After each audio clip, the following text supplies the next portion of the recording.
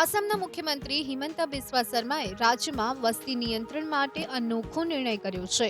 તેમણે વસ્તી નિયંત્રણ માટે મહત્વનું પગલું ભરતા સરકારી યોજનાઓનો લાભ માત્ર નાના પરિવારને આપવાનો નિર્ણય કર્યો છે. તેમણે મહિલાઓ માટે મહિલા આંત્રપ્રિન્યોરશિપ યોજના શરૂ કરી છે. મુખ્યમંત્રી હિમંતા બિસ્વા શર્માએ જણાવ્યું કે આ યોજના હેઠળ રાજ્યમાં સ્વસહાય જૂથોની 39 લાખ મહિલાઓને 3 વર્ષમાં 3 તબક્કામાં કેટલીક શરતો સાથે નાણાકીય સહાય આપવામાં આવશે.